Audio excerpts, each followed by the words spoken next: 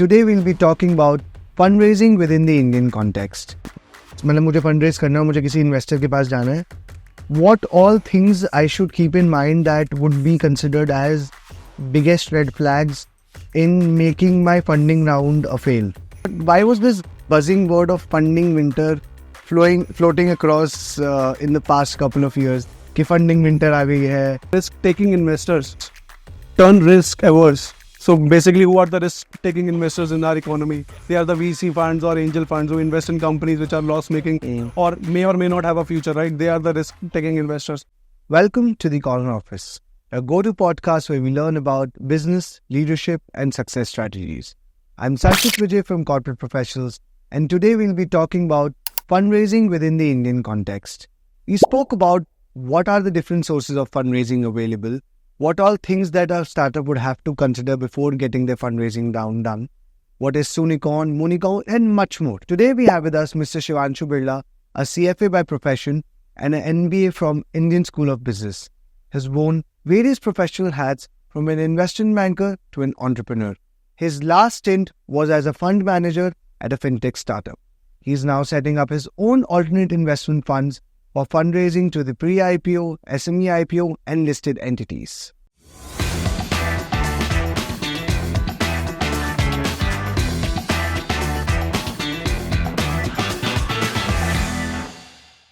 Hi Shivanshu, welcome to the Corner Office. Hi Sanchit, it's a pleasure to be here. So today our theme of the podcast is around fundraising. How do you raise a fundraising? Fundraising is whether it's called as a proof of success.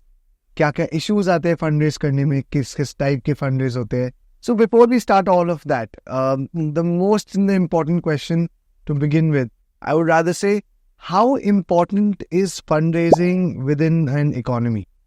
I think first and foremost, it's a very important question. Just to begin with, so I am an economics grad. And the first chapter that you study in economics is there are 4 factors of production, which is land, labor, capital, and entrepreneur. So land would mean any physical assets, labor would mean the human input, third would be capital to meet your daily expenses or working capital, and fourth will be the entrepreneur, which is the risk taker himself.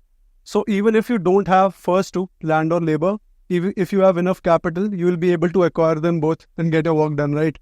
But obviously, the business environment has evolved such a bit in last 2 decades, I must say, because of technological advancements. So many business models dependent on subscription-based models, aggregator models, and so much and so forth.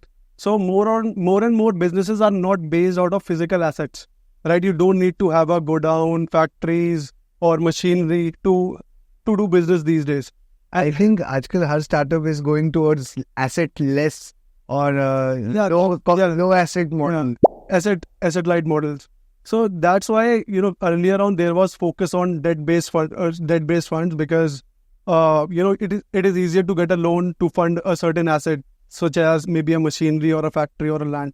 But nowadays, because the models are very asset light, right? You can just do maybe if you are a coder, you can just build a company by yourself, coding a certain application, providing certain services online, right? You don't have any physical assets to back. And hence, there is a shift towards the equity side of things. And in both the cases, there is a huge need of, infusion of capital. So ये जो funding है, जो ये capital infuse होता है, ये Indian context में कैसे important है? मतलब what is the importance of this funding infusion here in India? I think when you talk about funding per se globally, and then when we come to India has fared really well. For the past decade, so much so that, for VCs and FD and all the FPIs, India is one of the hottest nations that has come across. So there are multiple reasons for it. One could be there has been a steady, track record of building 8% GDP per capita, 8% GDP per year. And secondly, because if you see, the whole ecosystem of global economies, so China is our main competitor. Let's not deny that. And with China +1 and their economy in downturns because of their real estate crisis, India becomes a major hubstone for any foreign company looking to invest anywhere. For example, Apple, if you see, so initially their plant was set up in China, right? Because of the downturn, and obviously their population is also aging. And currently India's demographic dividend is at peak because our average age comes out to be 27 to 29. I may have to check that. But we have a young population, young workforce, and in huge numbers, which makes it a hub for manufacturing as well. And then you see, the semiconductor companies coming to India, Apple coming to India, ki iPhones bano, yahan par sab kuch karo. So that's how, I think India is becoming a hub of, all the nations, coming down here because of political stability and everything else. Even, government doing so much so in capital expenditures, which provides infrastructure to any private companies.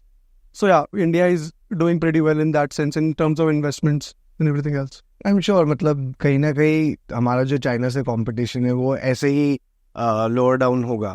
तो ये सब बातें अगर हो रही थी तो then ये why was this buzzing word of funding winter floating across in the past couple of years कि funding winter आ गई है?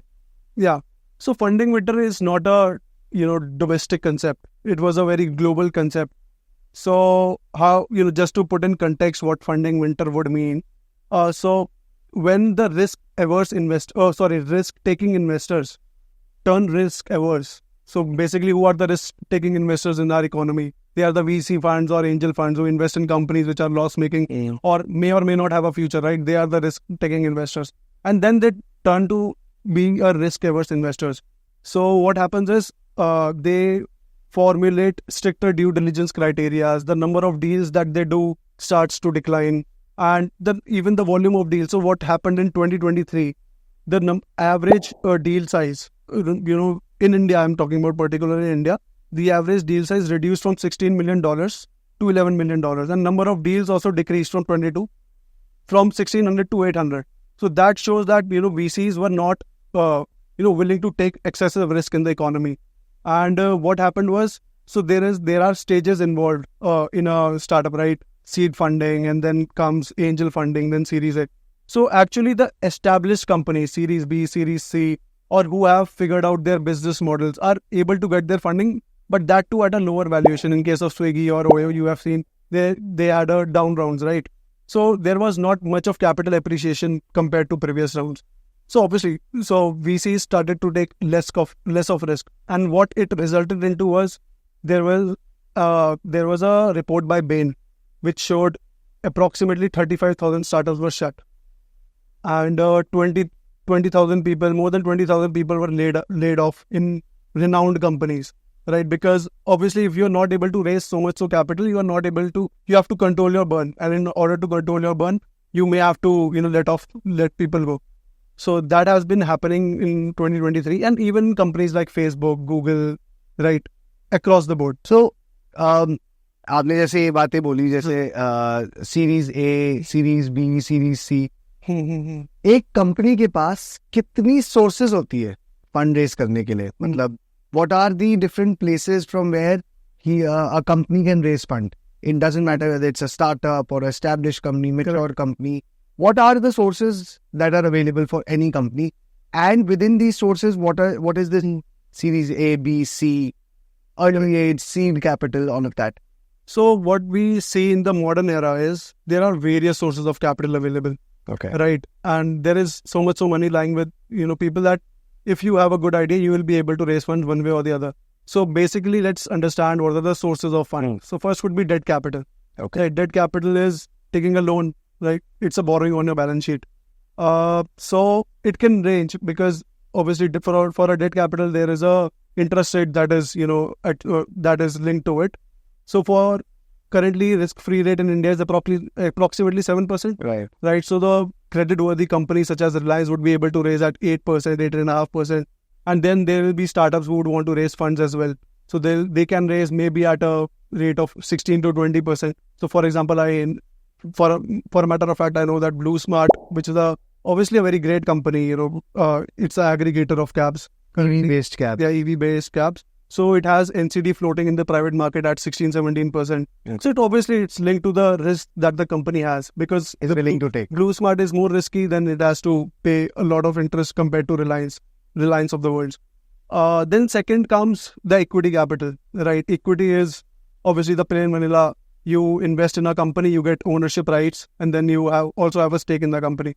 The third, which is very evolving and which is, widespreadly now available in India, thanks to new fintechs that have come up, is lease-based financing, inventory financing, and even revenue-based financing. So you can provide them debt in the form of just backing a particular asset, right, or inventory, because there is a lot of working capital that is basically that they act as a collateral. Yeah, they do act as a collateral, but what happens is, because there are different. So, for example, Amazon. If you're working with Amazon, your inventory cycle is maybe adjusted to 3 months, because your money would be stuck once you make a sale. Money will be flowing in for 3 months. 3 months later, so a lot of money is stuck in inventory. So you can have inventory finance as a option. So there are a lot of new things that have come up. But obviously, talking particularly about equity capital, let's just talk about Zomato as an example, right? Or even if you have an idea, right? If you would want to begin with it, you don't have much capital, what will you do? You will go to your friends and family, raise a seed round, right? Maybe have some lakh rupees in your pocket so that you can begin the research work, or maybe hire an intern, or start developing a prototype. And once you have that in place, the seed round is done. Then you can that is called a seed round. The seed round. Basically, it's a friends and family round who believe in you, who can put money in you. That it happens that way. And once you have a prototype in place, right, you may have some customers, or you do have some feedbacks from people you have incorporated in your startup. You can then go to the angel investors, who are basically the HNIs, right? Once they also, maybe they can put in a check of 1 crore to 10 crore in your company. Obviously, you'll have to, in earlier rounds, you'll have to give more more equity share to. More dilution is there. Yeah, more dilution is there, because they are taking excessive risk, right? After the angel round, you will be able to, figure out your product market fit. And when you will be able to go to a VC, maybe Series A and onwards, you will be ready with the product market fit, right? You know what your customer is and what the market size is, what your product is like. You have a vision in mind, right? Because to get to that stage, it's basically the friends and family, the angels, that you get to that. Is it safe to assume that early age, then angel investor round followed by Series A, B, C means it is sort of that your company has reached the next step in their life cycle, correct, as well as increased in the funding that they could raise. Yeah, correct. So that is unless you are Kunal Shah, you can directly raise Series A, Series B. Yeah, because he has obviously proven himself in time again, so he can do that. But yeah, talking about Zomato. So Zomato was incorporated in 2010, and obviously they first raised from friends and family, and seed round was done, and then angel also came in. I'm forgetting the name of the angel, but yeah, it was backed by angels also. And then 2011 they went for an institutional round, wherein VCs start to come in. So they raised their Series A, B. This was the first company which went to Series J even. Okay. Right. So Series A, B, as far as I remember, A, B, C, D. Info Edge Ventures put in 8 crores, and then B 8 crores, then 24 crores, and then 80 crores, and then 200 crores in Series D, and reached a valuation of 1200 crores. और आज कितनी value होगी? Because I think Zomato has proved itself now, and it is profitable for approximately 1.6 lakh crores. Info Edge put in, I think, cumulative of 150 crores in the company, which is now worth 20,000 crores, which is a multiple of 135 approximately. That's what you call risk take. Yeah, obviously, yes, it's the VC business. Yeah, you have to put in 10 companies, and one would be 100x, and you make your money that way. So when I say fundraise कर लिया, आज हम देखते हैं कि almost every other news में कोई startup ने fundraise किया है. So fundraise करना means आपने success मिल गई है. What is that? Is it proof of success when I say fundraising हो गई है तो all is good and now happy? I don't think so particularly. We do have many examples to look back. I think fundraise, gives you a bit of confidence that, people are believing in you, right? But you can't discount the fact that you still have to have great product. You have to have great product market fit, great pricing, competitive edge. Marketing strategy, distribution strategy has to be top notch. Great founders. Yeah, obviously, the corporate governance is on top of all of it. Right. So if you see, there are many examples and many risks that, a business is exposed to. There are various factors, the businesses that are involved, which we might not be able to foresee. It could be regulatory risk in case of a Paytm, or political risk in case of Aircel, right? Or it could be general business and operational risk in case of Byju's, right? So there are so many things that one can look for. And obviously, if you are able to foresee all of it, I don't think there is any investor who can look for all of these risks underlying a business. I think Aircel to khatam hi ho gayi hai. Paytm and Byju's both had a massive pay cut, massive valuation cut. Correct. Paytm's market cap is quite down, I think, because of the FASTag issue that was there. Yeah, correct. And kahin na kahin, these all becomes red flags within your company. Yeah, correct. So let's say I'm a startup founder and एक investor अगर मेरे को fund मतलब मुझे fund raise करना है, मुझे किसी इन्वेस्टर के पास जाना है, what all things I should keep in mind that would be considered as biggest red flags in making my funding round a fail? Okay. So biggest red flag as an investor you're talking about? As an investor, कि यार ये company में है ना, तो कोई भी इसको फंड रेज नहीं करेगा. Okay. So, basically what I would say, or, in my limited experience, I think corporate governance issue is the biggest issue that I'll look for. So, for example, even today, when we talk to certain SMEs who would want to go for an IPO, right, or maybe a startup that we would want to fund, maybe Series A or Series B, the first and foremost thing that we are betting on is the promoter, right? Even more so for a startup, I would say, because for SME or a company that is profitable, they do have a certain track record. But for a company, Series A, B, C, corporate governance or the promoter is the biggest thing that you should look for. So, in case of, when we talk about corporate governance, we can talk about the example of Satyam, right? Okay. So, Satyam was a IT company which was incorporated in 1987. And would you believe it? The company was obviously listed and everything. The promoter had a track record of 22 years. And in 2009, there was a scam that the promoter was involved in that he came out with. So what he used to do was he used to inflate the revenue numbers. He used to inflate the cash balances. In his computer, on his personal computer, they found 7,000 fake bills, right? So there was an immense amount of, backlash when it came to Satyam. And the shareholders of Satyam experienced a loss of 80 to 85% erosion in the share price.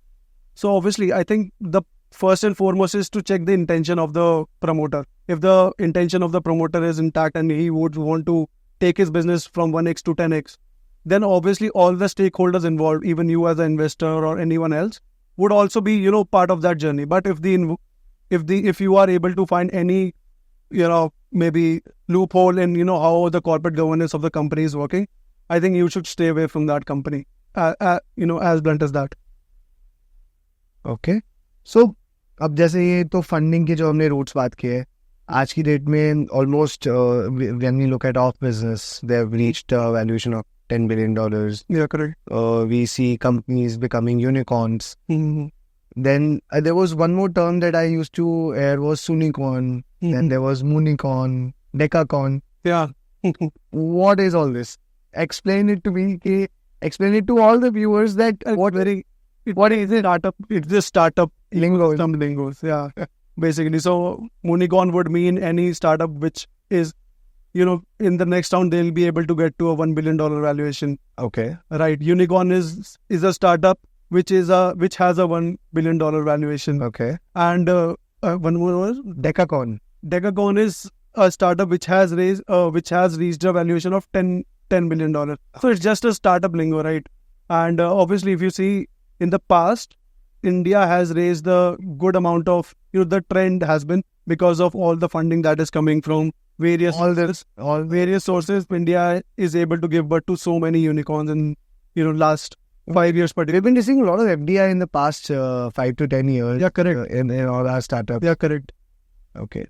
So, funding routes का तो हमने बात किया था कि that there is we can raise funds through debt, equity, and then there's new terms like revenue financing, lease financing. What about these IPO routes? What is this IPO? Because very off lately that MSME sector have been going for IPOs, and SME IPOs are on a huge number. Yeah. And they are getting oversubscribed by 200 times, 300 times, 400 times. I think, as a matter of fact, yesterday only Beacon trusteeship closed at 467 times. So, what is this IPO route within this startup? Can a startup also go through an IPO? What is the meaning of all of this? So basically, this has been enabled by SEBI itself. Okay. So they do have certain criteria in place, on which companies. So obviously there are two boards, right? One is the SME board and one is the main board. For main board, obviously there is a stringent process of vetting which companies can go IPO. But for SME particularly, the thought process which I could believe was because, a huge chunk of the GDP of India is coming through SMEs. Right. Actually, there are two boards, right? One is the SME board and one is the main board. Main board, obviously, the processes remain stringent. I wouldn't want to talk about the eligibility criteria, but the thought process of, establishing a SME IPO is because huge chunk of India's GDP is coming from SME itself. And in order to enable them to raise funds through a public platform, right? And at the same time ensure that, the investors are safeguarded. So that is how, SME board was came up. And obviously NSE and BSE are particularly taking care of it. So I think there is NSE Emerge platform and BSE SME board, the two boards that have been set up. But if you see in last 3 years, the index that the BSE SME IPO index, there is one BSE SME IPO index, has doubled. Right. So obviously there is a lot of money flowing into SME sectors as well. So what it enables is for a startup which is maybe, it has a proof of concept. Maybe, so for example, there was a company which was running one factory, has a proof of concept, has an established market, would want to expand to a, larger factory. So they have two routes. Either they can take on debt, right? Or they can call on private equity. Private equity was not accessible. Right, so they can go to a public platform such as NSE or BSE. They can raise capital on a public platform. Obviously, their shares will be traded and everything else, but they'll be able to better capital structure their company. So I think there is a lot of value added with the SME IPO index. But on the same coin, there are a lot of regulatory issues also, right? Because compliance issues. So basically, because these companies are small, right, and the shares could be easily manipulated, or operated for that matter. So there is a lot of safeguards yet to be placed in that ecosystem. So obviously, would advise anyone or everyone who is investing in those companies to have a good check of financials, promoters before investing. Okay. So we are on the last segment of our podcast, and before we end it here, मेरे को एक चीज जाननी है कि which is your favorite startup? I mean, which startup you think will reach that unicorn status, and a startup which you use it on a daily basis or something like that. Let's say I really use Swiggy and Blinkit. But yeah, they have already reached the unicorn level. What is your favorite startup? So I might be biased in saying that my previous organization I was working was Grip Invest. So they are into alternative investments. So they democratize, fixed income instruments for retail investors to invest in. So it could be leased assets, so bonds backed by leased assets, or maybe a loan-based PTC, right? So actually, I think they'll be able to do pretty well in the ecosystem, because if you see, major chunk of our investments as Indians is blocked into fixed income instruments, okay, such as mostly FDs. If we talk about fixed income instruments, if you ask any family, mostly they'll just say FDs, right? And FDs provide a return of 7-8%. It's linked to the risk-free interest rate in the market. But what I like about them is obviously they have a very strong corporate governance, strong management, and everything else. But also the instruments that they have, the risk-adjusted return that they provide is pretty good. So I think they'll be able to do good in the market. And obviously can't foresee that they'll be achieving unicorn status, but I think that is one of the favorite stuff. As an investor, would you invest in Grip? I actually have invested in Grip. Okay. But yeah, I do have ESOPs in that matter. So, okay. But yeah, if given a chance, I would. Okay. That's great. Thank you for coming here, Shivanshu. It was a pleasure hosting you. It was a pleasure talking to you, Sanchit. So this concludes our episodes on the fundraising within the Indian context, and we have a lot more in store for you. Thank you for joining us. Stay tuned to our space for insights into the corporate world. Like, share, and subscribe, and let us know in the comment section what you'd want to know more about. Hit the bell icon.